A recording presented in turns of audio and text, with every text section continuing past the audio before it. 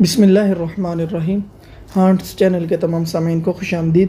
امید کرتا ہوں کہ آپ سب بخیریت و عافیت اللہ تعالیٰ کے فضل و کرم سے اپنی زندگیاں گزار رہے ہوں گے۔ آج ہم جس موضوع پر بات کریں گے وہ ہے فلسطین کا حدود اربع۔ یہ جو ٹاپک ہے یہ گزشتہ ٹاپک کے ریلیٹڈ ہی ہے، اسی کے اندر ہے جو ہے قسطنطنیہ کی فتح۔ تو ویڈیو شروع کرنے سے پہلے آپ سے گزارش ہے کہ جن احباب نے چینل کو سبسکرائب نہیں کیا چینل کو ضرور سبسکرائب کریں، بیل کے آئیکن کو پریس کریں، اور سب سے اہم اور سب سے لازمی گزارش کہ ویڈیو کو پورا دیکھیں۔ بڑھتے ہیں اپنے موضوع کی طرف۔ جدید قلعہ 1856 ہجری بمطابق 1452 عیسوی کے موسم سرما سے پہلے تیار ہو گیا۔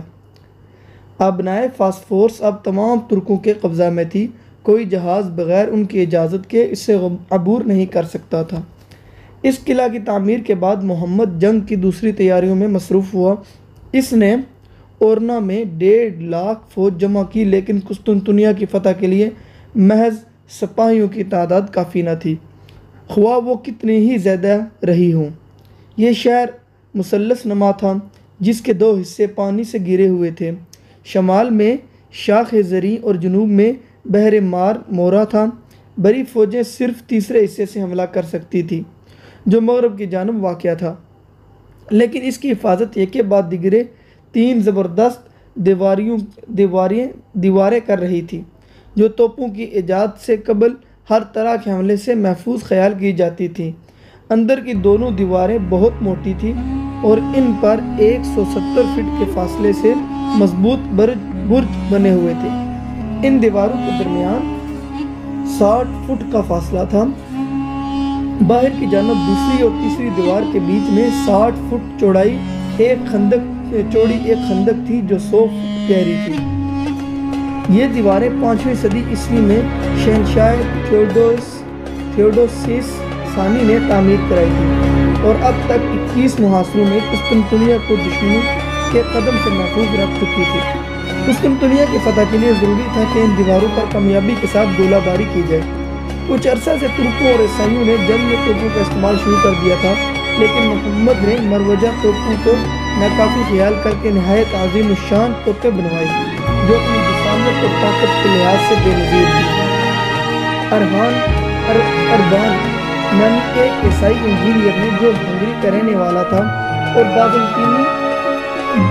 بازنطینیوں کی ملازمت سے علیحدہ ہو کر سلطان کی خدمت میں چلا آیا تھا، ایک نہایت زبردست توپ ڈالی جس کے سنگی ڈوری اس کے علاوہ اس نے اور بھی توپیں بنائی جو نسبتاً چھوٹی تھی لیکن زیادہ تیزی کے ساتھ گولے برسا سکتی تھی۔ محمد نے قسطنطنیہ کے محاصرے کے لیے 180 جہازوں کا ایک بیڑا بھی تیار کرایا۔ وہ محاصرے کی تیاری میں حد درجہ منہمک تھا اور اسی لیے تمام سامان اپنی ذاتی نگرانی میں فراہم کر رہا تھا۔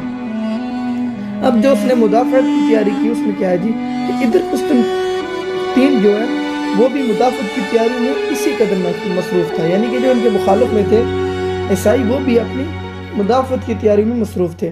اس نے شہر کی دیواروں کی مرمت کروائی اور جو کچھ رست ممکن تھا بہم پہنچائی۔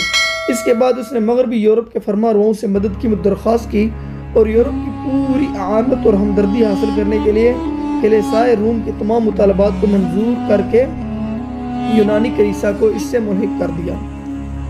اب اگلا ٹاپک ہے اس کے ساتھ یہ جو قسطنطین کی غلطی جو ان لوگوں نے عیسائیوں نے غلطی کی۔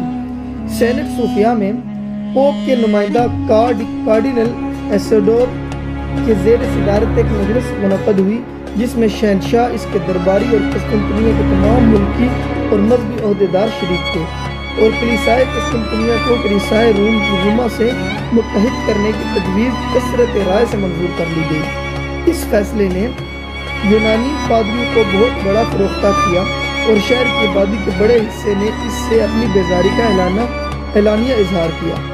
دونوں کلیساؤں کے درمیان جو قدم عناد چلا آ رہا تھا وہ اس نازک موقع پر بھی قائم رہا اور شہنشاہ کی اس غلطی نے خود اس کی رعایا کی ایک کثیر تعداد کو اس سے برگشتہ کر دیا۔ گرانڈ ڈیوٹ نے نوٹاروس جو تمام افواج قسطنطنیہ کا سپاہ سالار اور قسطنطین کے بعد سلطنت کی سب سے بڑی شخصیت تھا، اس کا اس قدر پر ہم تھا اس میں 7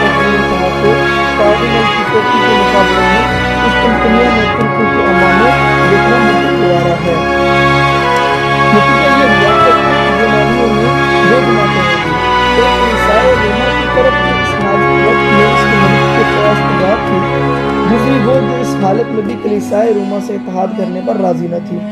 دوسری جماعت پہلی سے بڑی تھی، چنانچہ اسی جماعت کے گرجاؤں نے شہنشاہ کو مالی امداد دینے سے انکار کر دیا، اور اس میں سے جو لوگ جنگ میں شریک ہو سکتے تھے ان کی ایک بہت قلیل تعداد نے شہر کی محافظت کے لیے آمادگی ظاہر کی۔ قسطنطنیہ کی آبادی باوجود بہت کچھ کم ہونے کے 1,00,000 کے قریب تھی، لیکن ترکوں کے مقابلے میں قسطنطین کی حمایت کے لیے صرف 6,000 یونانیوں نے اپنی خدمات پیش کی۔ اس کے بعد آگے جی کہ مغربی یورپ کی سرد مہری۔ قسطنطین نے مغربی یورپ سے مدد کی جو درخواست کی تھی وہ بھی کافی حد تک ناکام ہوئی۔ پوپ نے آزمودہ کار سپاہیوں کی ایک تعداد اور کچھ مالی مدد کارڈینل ایسوڈور کے ساتھ روانہ کی۔ اٹلی اور اسپین کے بعض شہروں نے جو قسطنطنیہ سے تجارت کا کاروبار کر رہے تھے چند فوجی دستے بھیجے۔ وینس اور اسپین کے صوبہ کٹالوینا اور اراگن نے کچھ مدد کی، لیکن ان سب سے زیادہ قیمتی مدد اہل جنوبا کی طرف سے آئی۔ مشہور جنوبی کمانڈر جان جسٹینانی 2 جنگی جہازوں اور 700 منتخب بہادروں کے ساتھ محاصرہ شروع ہونے سے تھوڑی ہی مدت قبل پہنچ آیا۔ یہ شخص اپنی شجاعت اور اعلیٰ فوجی قابلیت کے لحاظ سے تنہا ایک فوج کے برابر تھا۔ دوران محاصرہ میں اور خاص کر آخری حملے کے روز اس نے ایسی جان بازی کا ثبوت دیا کہ خود محمد ثانی کی زبان سے بے اختیار اس کی تحسین نکل گئی، اور اس نے کہا کہ کاش یہ شخص میرے فوجی سرداروں میں ہوتا۔ بہرحال مغربی یورپ سے مختلف حکومتوں نے جو فوج بھیجی تھی اس کی مجموعی تعداد 3,000 سے زیادہ نہ تھی، اور ان کو شامل کرنے کے بعد قسطنطین کی تمام فوج صرف 9,000 تک پہنچی تھی۔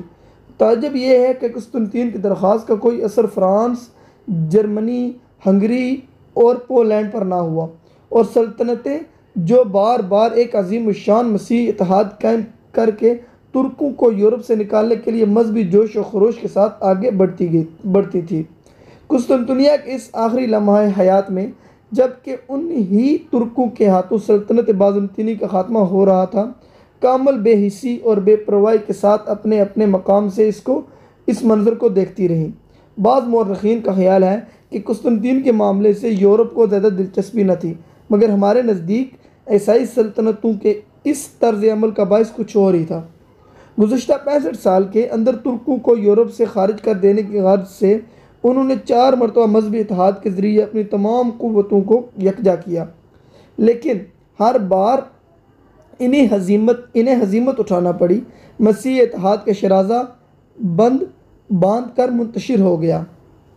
قسوہ 1399 میں، نائکوپولس 1396، وارنا 1444 اور قسوہ 1448 کی تباہ کن شکستی اتنی تازہ تھی کہ یورپ اس قسم کے کسی بھی مزید تجربے کے لیے تیار نہ تھا، اور باوجود اس کے کہ قسطنطین نے اپنا اور اپنی سلطنت کا مذہب تبدیل کر کے کلیسائے روم کی اطاعت قبول کر لی، اور وہ کر ڈالا جو صدیوں کی کوشش کے بعد بھی مغربی یورپ کی تمام قوتیں انجام نہ دے سکی۔